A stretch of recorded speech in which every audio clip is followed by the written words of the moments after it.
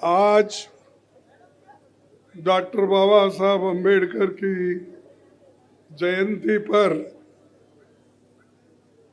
मैं अपना चुनावी भाषण नागपुर में शुरू कर रहा हूं।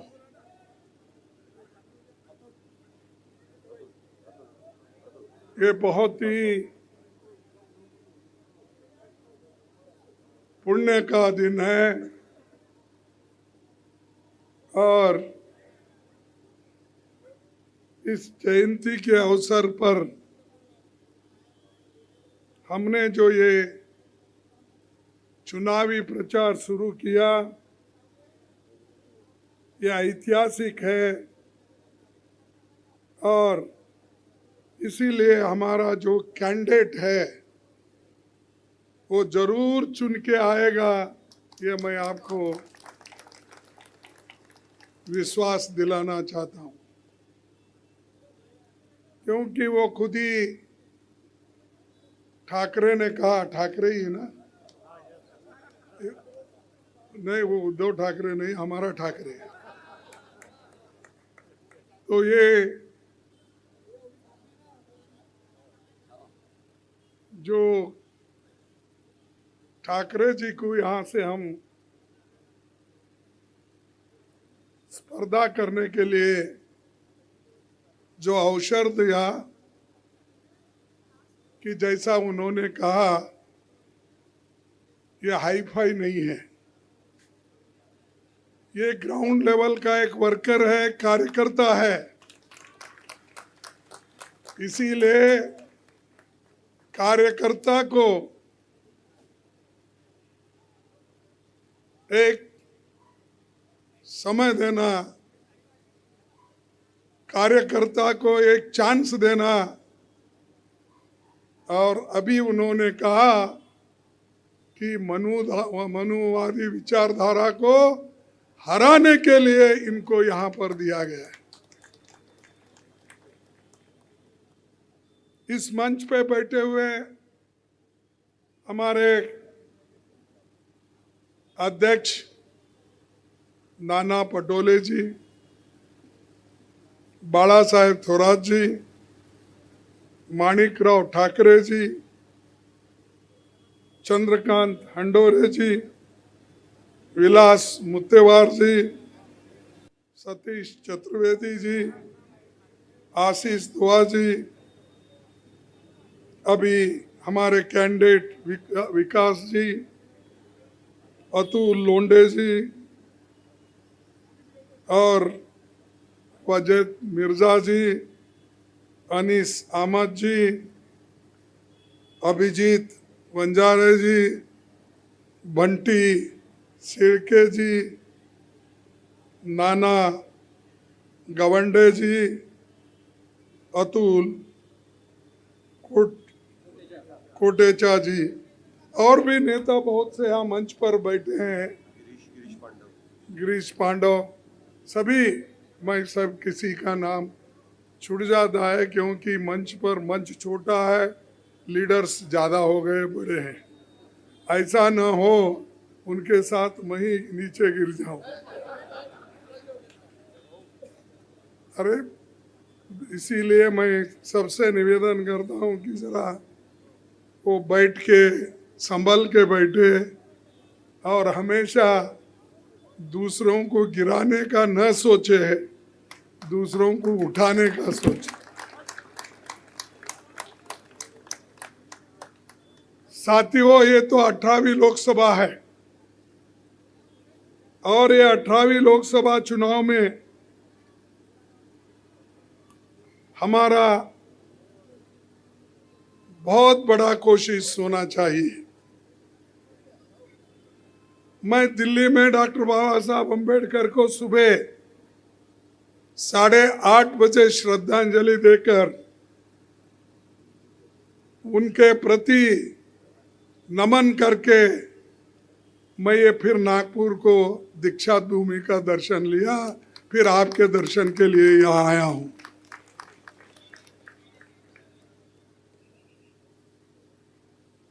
जैसा कि बाबा साहब अम्बेडकर ने हर बाधा को पार किया, उनका एक मशहूर कहना है, वो है शिक्षित बनो, संगठित रहो और संघर्ष करो।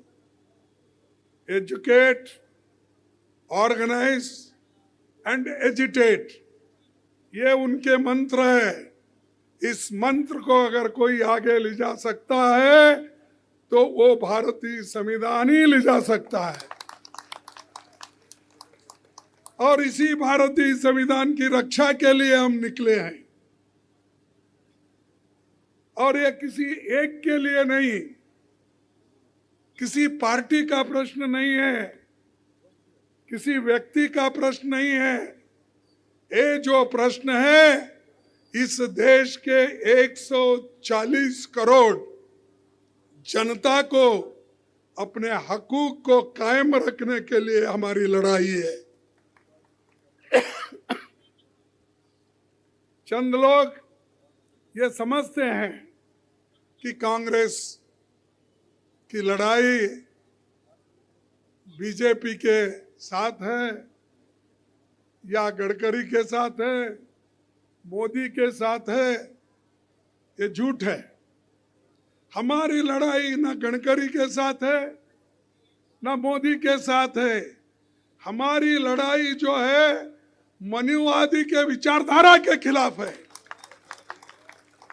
हमारी लड़ाई इस देश के संविधान को बचाने की है और हमारी लड़ाई इस देश के लोकतंत्र को कायम रखने की लड़ाई है। हम कोई हिटलर नहीं बनना चाहते, हम कोई ऑटोक्रेट बनना नहीं चाहते। हम चाहते हैं सबको समान स्थान हो, सब मिलकर रहे। हिंदू और मुसलमान, सिख और ईसाई, जैन और बुद्धिस्ट एक होकर रहे। यही बाबा साहब अम्बेडकर ने सिखाया।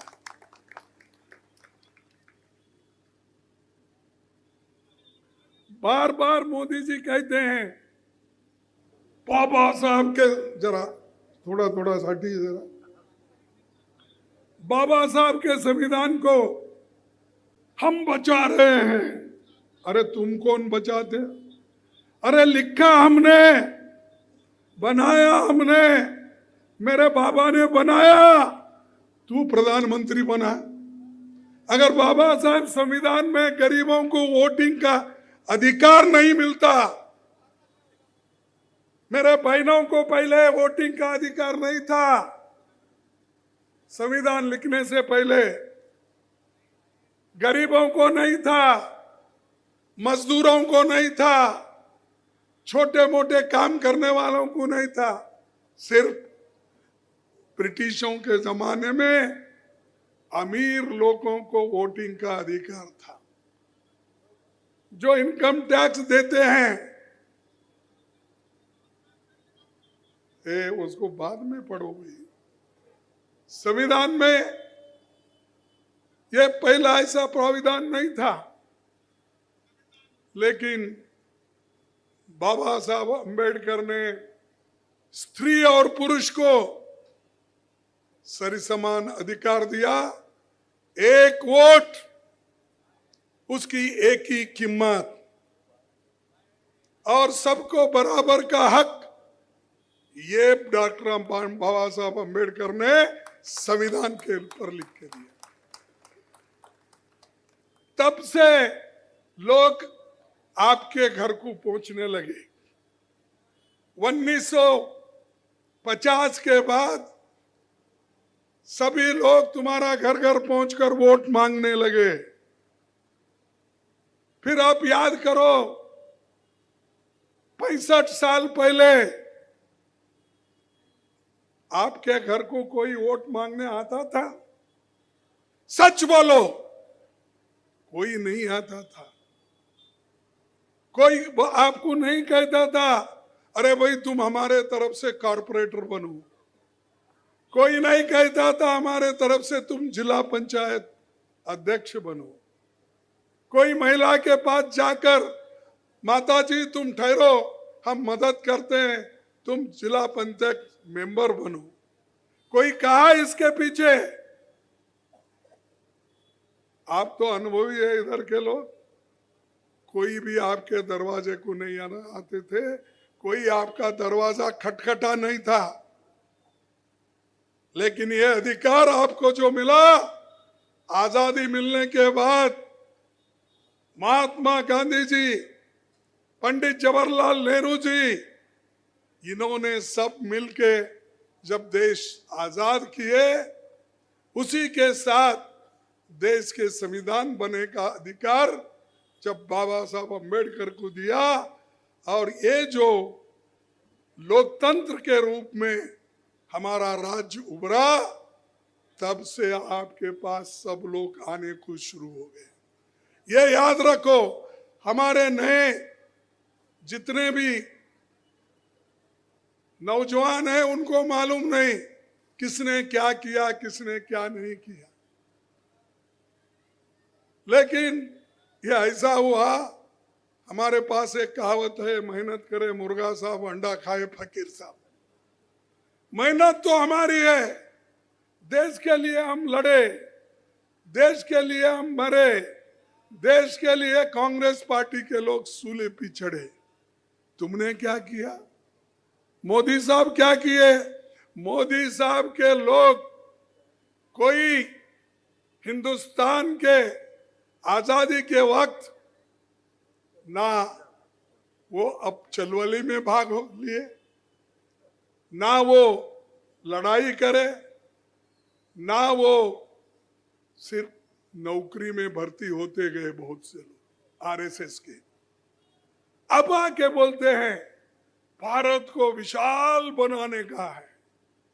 हाँ भाई बनाएंगे, हम भी है, लेकिन विशाल बनाने वाले लोग आजादी के लड़ाई में कहां थे? तुम कहां छुप के बैठे थे?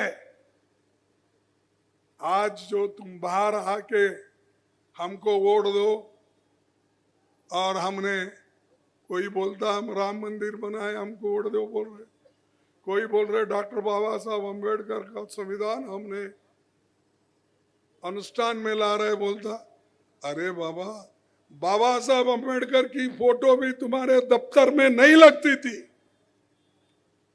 बाबा साहब अम्बेडकर का तो फोटो तो छोड़िए, देश का तिरंगा झंडा भी उनके आरएसएस के ऑफिस के ऊपर नहीं लगता था। ये सब मालूम नहीं नौजवानों को, फिर भी बोलते मोदी मोदी। क्या किया भाई मोदी? मोदी ने तो आपको धोखा दिया, और मोदी के साथ जो लीडर्स आज हैं, चाहे वो नागपुर के हो, चाहे कहीं के भी हो, ये लीडर्स मोदी का साथ दिए। और मोदी ने क्या कर दिया? नौजवानों, युवाओं, भाई और बहनों, मेरे परिवार के लोगों, ये बोलकर ये कहा, तुम मुझे अगर आप चुन के लाएंगे, मेरी सरकार अगर आएगी, ये मोदी अगर प्रधानमंत्री बनेगा, तो हर युवाओं को नौकरी मिलेगा। हर साल 2-2 करोड़ नौकरी मिलेंगे। 2-2 करोड़ नौकरी हर साल आपको मिले? अरे बोलो, दम के बोलो या हाँ बोलो। 2 करोड़ नौकरियां भी 10 साल में कितने नौकरी हो गए? 20 करोड़। अब पूछो गडकरी साहब को और मोदी को, साहब आपके 20 करोड़ नौकरी कहाँ है?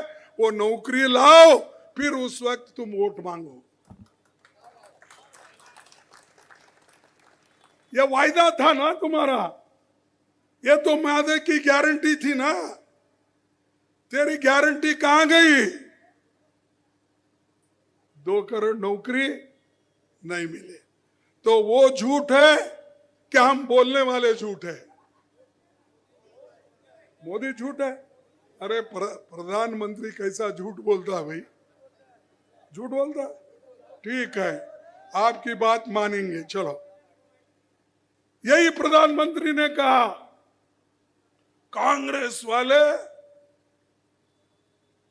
करप्शन में खूब पैसा कमा के काला धन विदेश में रखा और स्विट्जरलैंड बैंक में रखा, विदेशी बैंकों में रखा। वो लाकर मैं हर एक के जेब में 15-15 लाख डालूंगा। ये कहा कि नहीं? किसने कहा? फिर मिले क्या? तो कौन झूठे हो गए? मोदी झूठे। ठीक है, समझदार हो गए अब आप।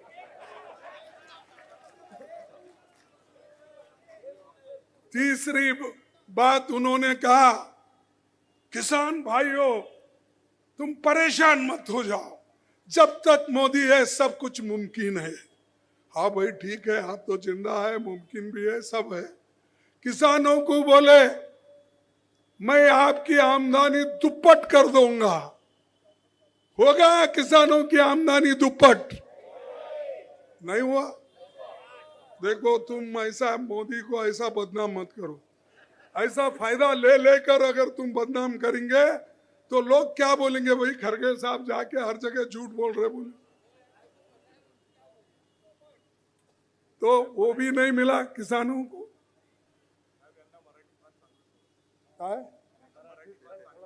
अरे हिंदी राष्ट्रभाषा आहे देगा नाही, फिर काहीतरी चूक झालं तर तेच तुम्ही पेपर मध्ये लिहिता।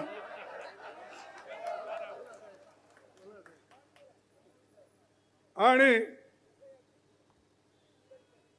हे जे मोदींनी सांगितलं, आता 3 तर मी सांगितलं हिंदीमध्ये, 4थं म्हणले ह्या देशाची आर्थिक परिस्थिती मी इतकं सुधारेन की मनमोहन सिंग सुद्धा काय देशाचं वाटोळं केलं पण मी चांगलं करेन। अरे आमच्या वेळेला देशाची आर्थिक परिस्थिती जीडीपी म्हणून ज्या नावाने ओळखलं जातं ते कमीत कमी 8-9% वर होता। आता तुम्ही किती केला? 5-6, याच्या पुढे गेल नाही। पण तरी पण तुम्ही खोटून बोलता, खोटं बोलता।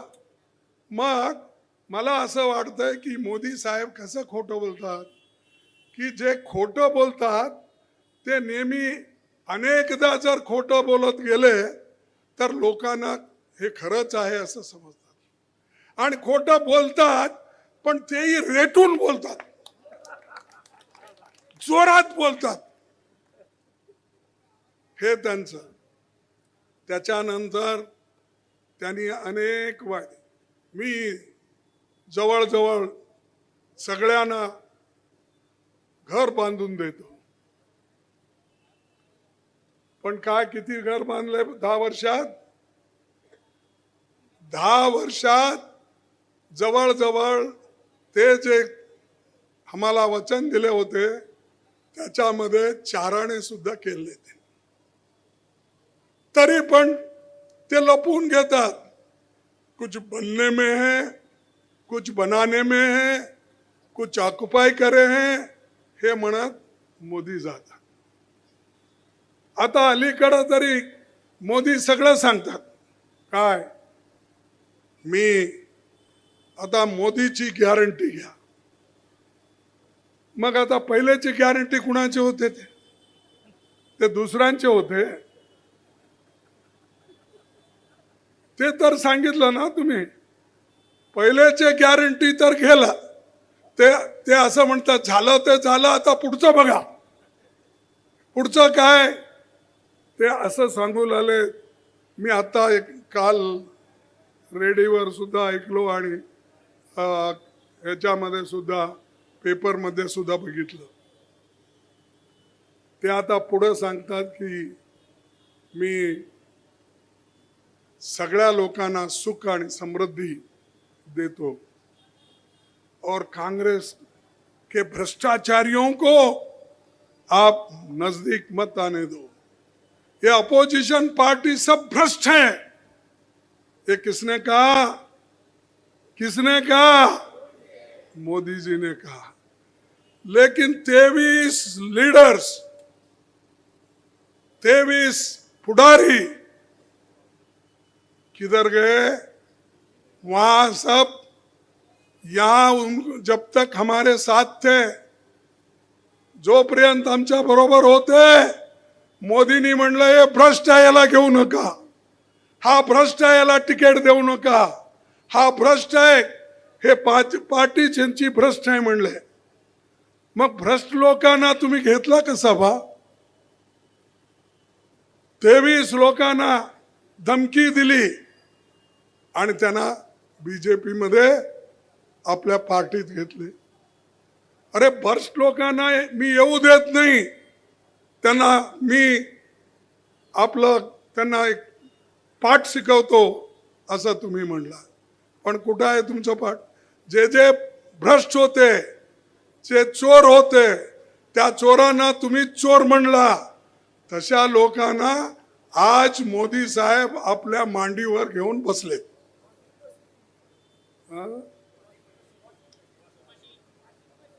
नाही, मांडीवर घेऊन तर बसलेत बा, त्याच्यानंतर टाकायचं असतंय आत.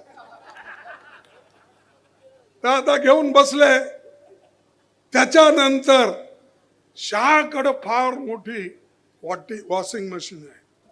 बहुशा आमच्या जे व्यापार करतात ना, हे वॉशिंग आपले, हा निर्माण नाही बा, तो आपले कपडे वगैरे चांगले करून देतात.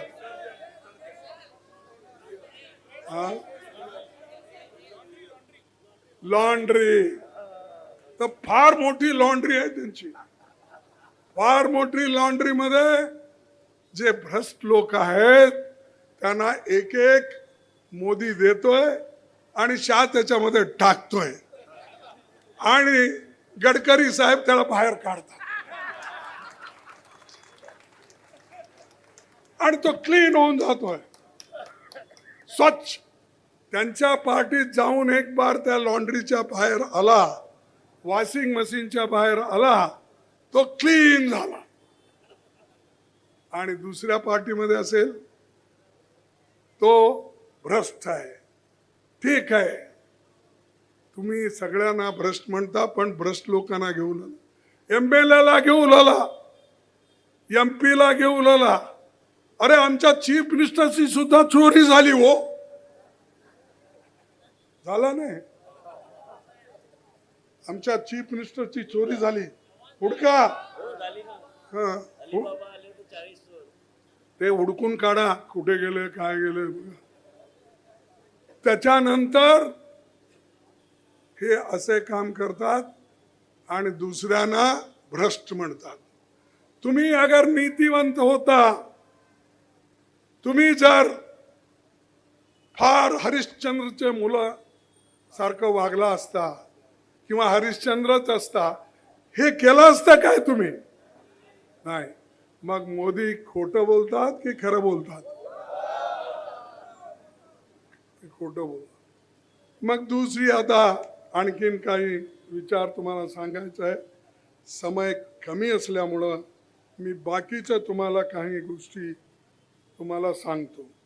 ते आहेत की जे आपले वायदे आम्ही केलेले, गॅरंटी, आमचे काही गॅरंटी आहेत आणि हे गॅरंटी आम्ही खोटं बोलत नाही. मोदी साहेबांसारखं आम्ही म्हणलंय, राहुल गांधी, मी आपल्या मॅनिफेस्टोमध्ये सांगितलंय की युवा न्याय, पहिली नोकरी अप्रेंटिस केल्यानंतर आणि त्या करायला 1 लाख रुपये 1 वर्षात त्याच्यावर खर्च केलं जाईल. आणि अप्रेंटिस झाल्यानंतर प्रायव्हेट इंडस्ट्री राहू दे, सरकारी राहू दे, ज्या ठिकाणी तो फिट होईल त्या ठिकाणी त्याला नोकरी लावलं जाईल. हे दुसरी गोष्ट, भरती भरोसा 30 लाख सरकारी नोकरी आमच्याकडे खाली आहेत सरकारमध्ये. ते रेल्वेमध्ये आहेत, पोस्ट ऑफिसमध्ये आहेत, केंद्रीय विद्यालयामध्ये आहेत, एडेड इन्स्टिट्यूशन्समध्ये आहेत, अनेककडे आहेत सरकारमध्ये, बँकमध्ये आहेत, आर्मीमध्ये आहेत. 30 लाख नौकरी आमचे मोदी घेऊन बसलेले आहेत आणि युवाला ते नोकरी देत नाही. कारण देत नाही, 30 लाख नोकरी जर दिले त्याच्यात 50% गरिबाला जाईल. त्यासाठी ते म्हणतात नको रे बापा, 30 लाख मध्ये 15 लाख त्या गरिबांना द्याव, मग माझे लोक कुठे जाव. म्हणून त्यांनी ते नोकरी बंद केले भरायचे. वेकेन्सी फिलअप केलं नाही, करतही नाही. कारण SC/ST ला जाईल, OBC ला जाईल आणि इकॉनॉमिकला वीकर सेक्शनला जाईल. त्यासाठी हे पाहिजे म्हणून हे एक त्यांनी मुद्दा तसंच ठेवला आणि खाली पोस्ट न भरता ते तसंच आपली सरकार चालवत आहे.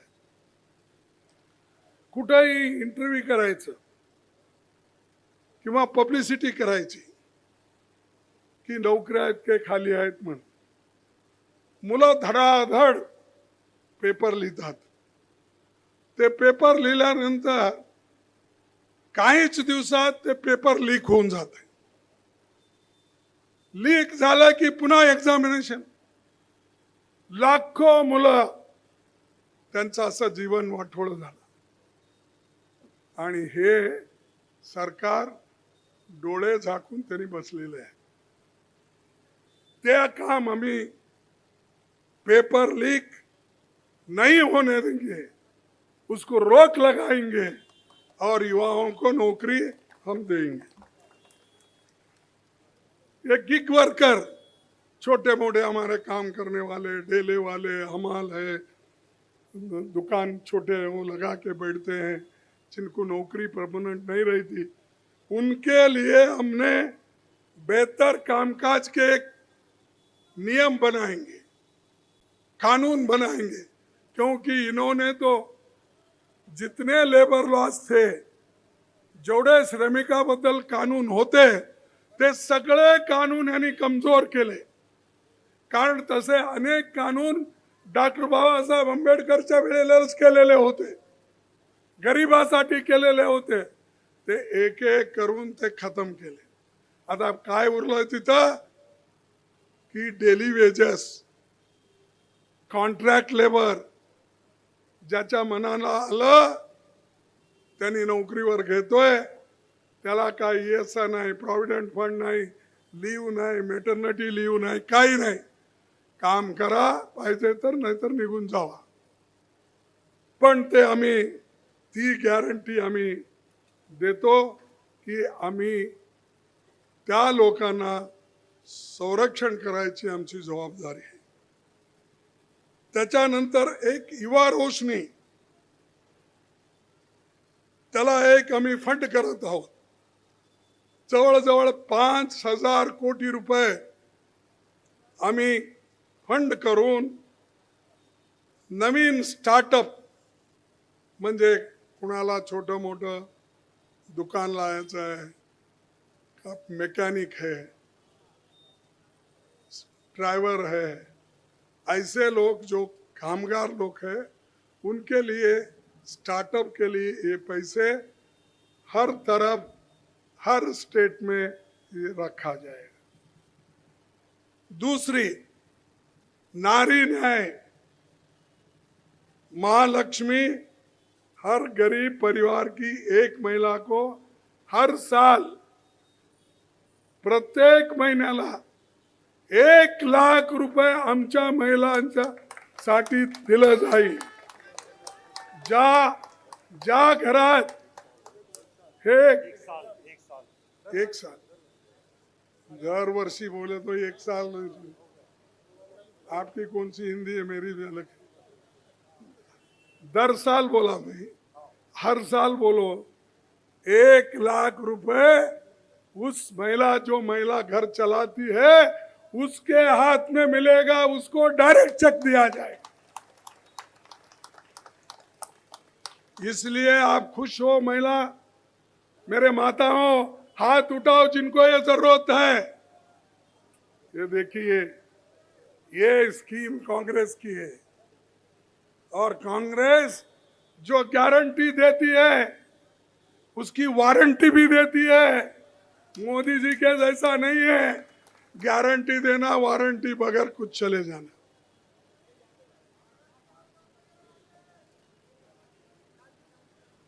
भाइयों, नौकरियों में महिलाओं को 50% सरकारी नौकरियों में हम आहिस्ता आहिस्ता भर्ती करेंगे।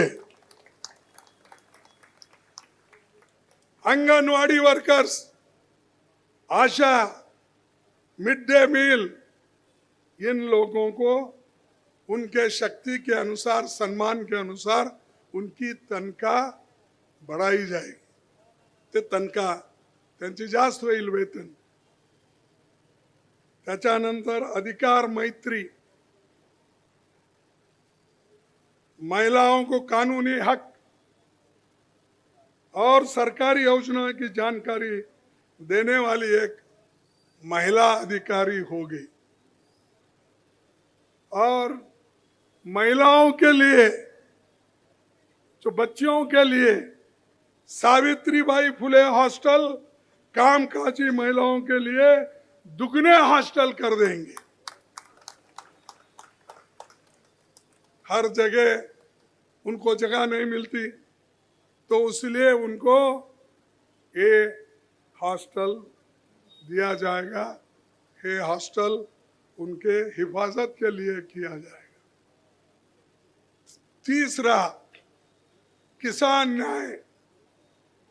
ये किसान न्याय, एमएसपी हमने कहा सही दाम देंगे, कानून के तहत देंगे, और बीमा का भी ट्रांसफर, फसल नुकसान पर 30 दिन में हम इसका पैसा ट्रांसफर करने का पूरा हमने उनको न्याय देंगे। उसी जीएसटी मुक्त खेती, किसानों के लिए जरूरी हर चीज जीएसटी, आज हर चीज के ऊपर जीएसटी है। पहले तो बोले कि जीएसटी बहुत अच्छा है, हाँ भाई, और बाद में वही बोलते हैं कि ये कांग्रेस हमेशा जीएसटी पहले लागू किए थी और वही लोग अपोज कर रहे हैं। भाई, हम जीएसटी अगर लागू करने के लिए कहे तो ये नहीं बोले कि भाई आपको जुकाम आया तो नाक काट लो, नहीं बोले। तुम्हाला सेमूड येते म्हणून नाक कापून घ्या म्हणून सांगितलं नाही मी। त्याला औषध हुडका, हो, गोळ्या द्या, त्याला दुरुस्त करा। हा, विक्स तरी लावा, काहीतरी लावा, मृतांजन लावा, काय तुम्हाला योग्य वाटतंय ते करा। पण आलंय, सेमूड आलंय म्हणून बार बार आ रहा है, हमेशा एक बार काट देंगे बोल के काट दिए तो क्या होता। वैसा ही मुल्क का है जीएसटी। आप टूथपेस्ट पे जीएसटी, पाउडर पे जीएसटी, शरीर से लेकर पैर तक तुम देखो कहीं भी हर चीज पे जीएसटी है। बच्चों के किताब हो और किसी के कान में अगर औषध डालना वो भी हो, किसके हाथ को अगर कुछ इवन खरीदना हो उसके ऊपर भी, हर एक चीज में जीएसटी इन्होंने लागू किया। और ऊपर से बोला कि हमने सब कुछ गरीबों के लिए कर रहा है।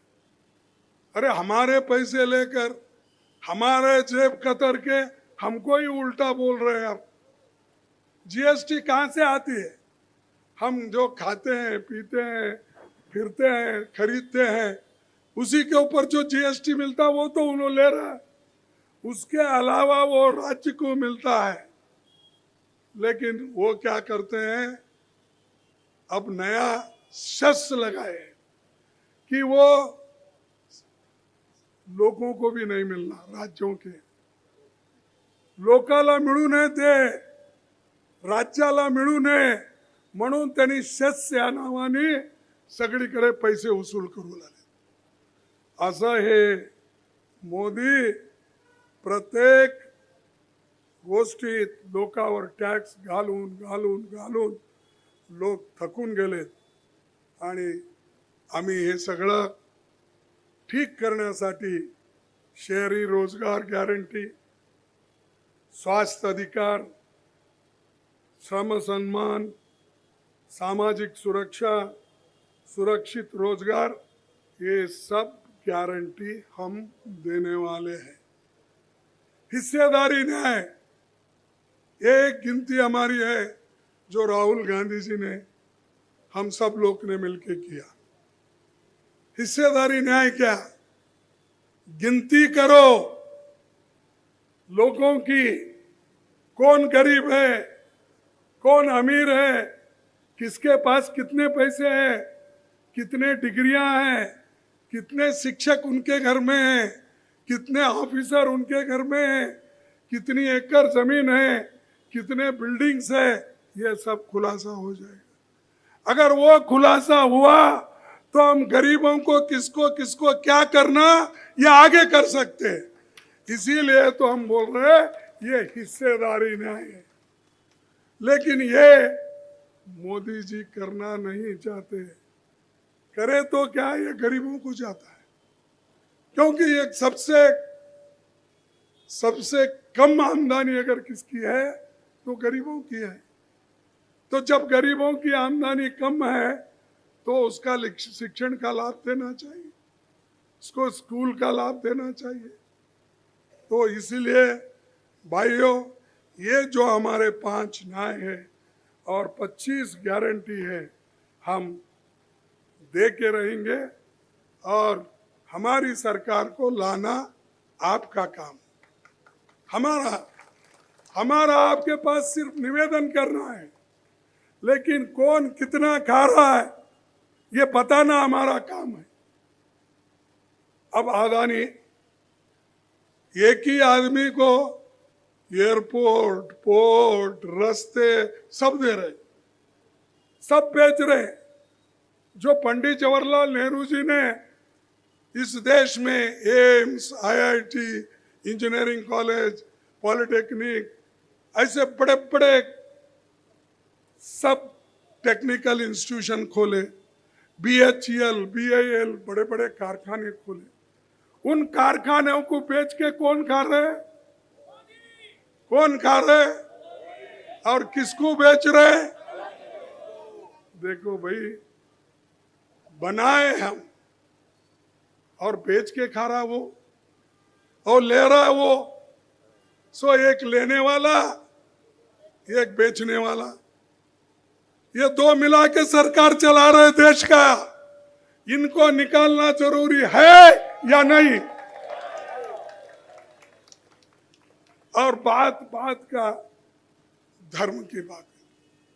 हम क्या धर्म के खिलाफ है? मेरा नाम है मल्लिकार्जुन खड़गे। बोले तो मैं ईश्वर का अवतार हूं, क्योंकि मेरे बाप ने रखा है मल्लिकार्जुन। तो बहुत से अष्टलिंगों में से मेरा एक है। तो लोग, अब मैं क्या बदला, क्या एकदम मैं दूसरा कुछ बना? लेकिन वो मोदी बार बार जाते हैं, कहीं भी बोलते हैं हम कांग्रेस वालों को राम मंदिर का इन्विटेशन दिए। किसको दिए भाई? सिर्फ 2 लोगों को दिए। एक मल्लिकार्जुन खड़गे को दिए, क्योंकि अपोजिशन लीडर था है। एक सोनिया गांधी जी को दिए। बाकी किसको दिया? क्या हमारे पास कोई बाबा, कोई साधु संत उनको देव बोले? और पुण्य का काम हमेशा, प्राण प्रतिष्ठा का काम कौन करता है? साधु संत करते हैं। ये नया साधु बन गया, कभी पानी में डूबता है, कभी समुद्र में डूबता है, कहीं कुएं में बैठता है और कभी समुद्र के आजू बाजू फिरता है। ऐसे आदमी हमको बोलते हैं ये राम के खिलाफ है। अरे मैं अगर उसी दिन कहता तुम्हारी इज्जत नहीं बचती थी। तुम मुझे बोलते हो अयोध्या को क्यों नहीं आए? अरे अयोध्या को, मेरे को तो छोड़ो, मेरे लोगों को आज तक देवल में एंट्री है, पानी पीने देते हैं, स्कूल में आने देते हैं। जब ये तुम्हारे राज्य में व्यवस्था है, जब तक तुम मेरे को, मेरे लोगों को आजादी देकर हर देवल में घुसने नहीं देते, तब तक मैं अकेला नहीं जा सकता। मैं अकेला कैसा जाऊं? मेरे साथ बैकवर्ड के हैं, दलित के हैं, निचले लोग हैं, गरीब लोग हैं, उनको कोई नहीं पूछ रहा। ये बड़े बड़े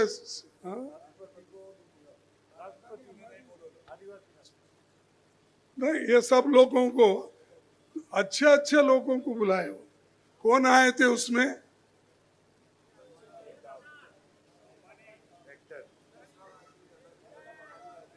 सो ठीक है भाई, एक्टर एक्ट्रेस को, अदानी अंबानी किसको भी बुलाओ आप, लेकिन हमारे को क्यों आप इंसल्ट करते हो? अरे मेरे लोगों को ही तुम नजदीक नहीं लेते, उसका छांव गिरने नहीं देते। घोड़े पे अगर शादी हो गई, जा रहा है तो उसको उतार के मारते हो और बोलते हैं राम का इंसल्ट किया। कौन किए? क्या हमारे पार्टी को इनविटेशन मिला था? मुझे मिला था, सोनिया गांधी जी को मिला था।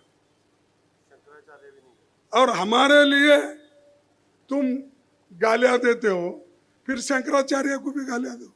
उन्होंने भी नहीं गए, गए क्या? चारों भी नहीं गए।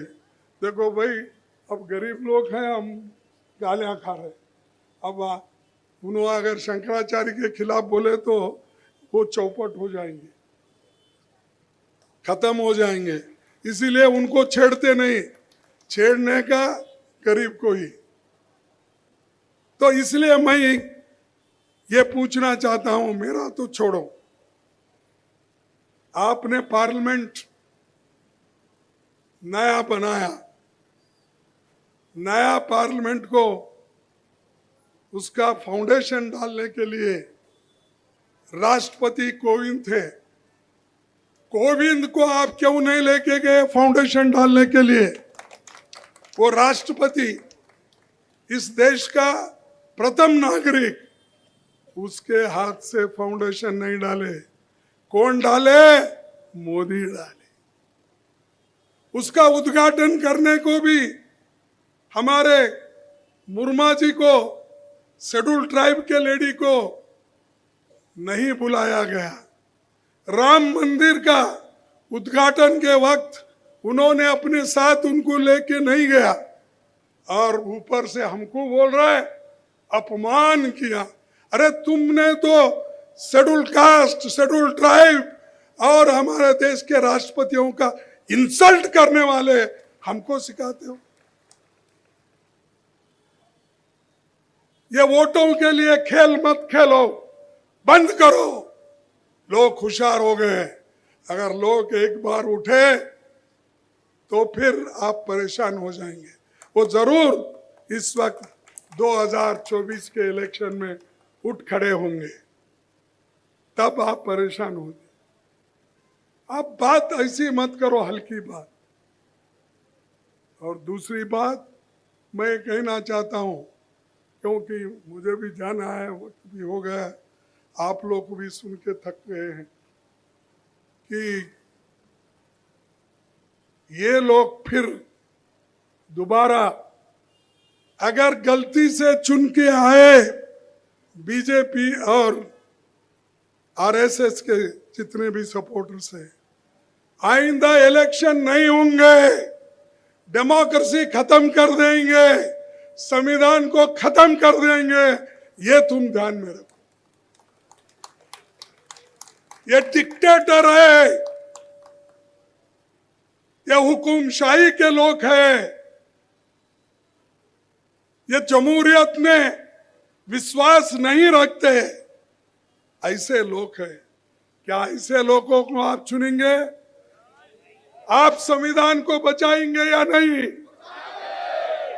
अरे सब बोलो बीच में, उधर बचाएंगे, संविधान को हम बचाएंगे, उसी के साथ जमहूरियत को, लोकशाही को, हम सब लोकशाही को बचाएंगे, बचाएंगे। ये बचाकर अपने जिंदगी को, हमारे ये इलेक्शन हमारे लिए, हम खुद के लिए मेहनत करने के लिए या खुद के लिए बचने के लिए ये जरूरी है। ये क्या अमीर लोग, बहुत से बड़े बड़े लोग कहीं भी बचते हैं, लेकिन हमको जो हक मिला है, वो हक जो छीनना चाहते हैं, उसके लिए हम हिफाजत करना जरूरी है। तो मेरे भाई और बहनों को मैं यही विनती करता हूँ, कम से कम अपने लिए, अपने हिफाजत के लिए तुम ये काम करो और किसी के लिए नहीं। अगर हमारे ठाकरे जैसे लोग, हमारे को एक 275 सीट मिले तो मोदी गायब।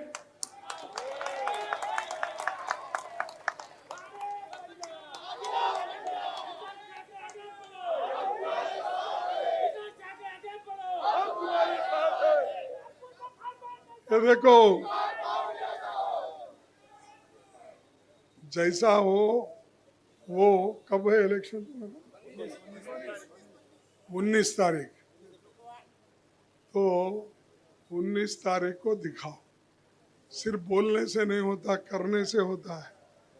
हाँ, हमारे पास एक कहावत है, फिर 2 लोग थे, वो रोज सुबह जरा आलसी थे, वो 2 लोग क्या करते थे, एक फकीर था, एक साधु था। वो दोनों रोज जाकर शनिवार के दिन, सोमवार के दिन मंदिर के सामने ठहरते थे। अल्लाह के नाम पे कुछ दो, अल्लाह के नाम पे कुछ दो, दोनों पुकारते थे।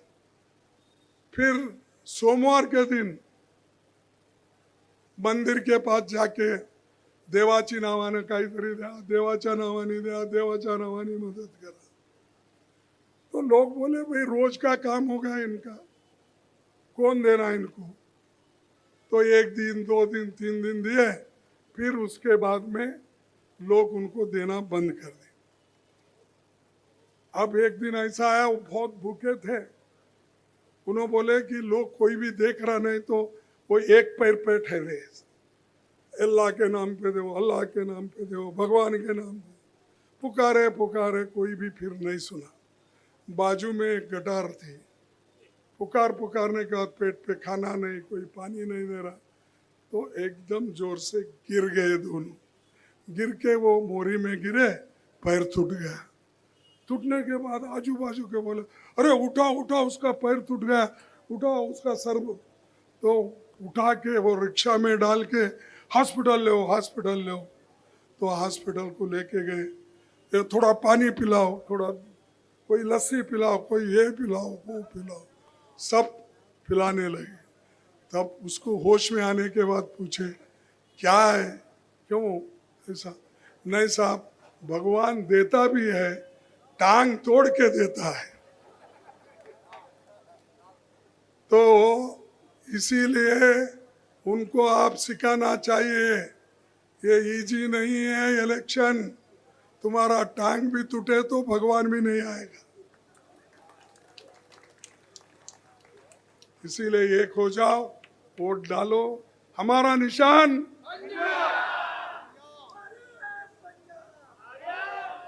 ये देखो, ये इलेक्शन न जात पर न पात, सिर्फ बटन दबाओ हाथ पर, हाथ पर बटन दबा के हमारे कैंडिडेट को चुन के लाओ।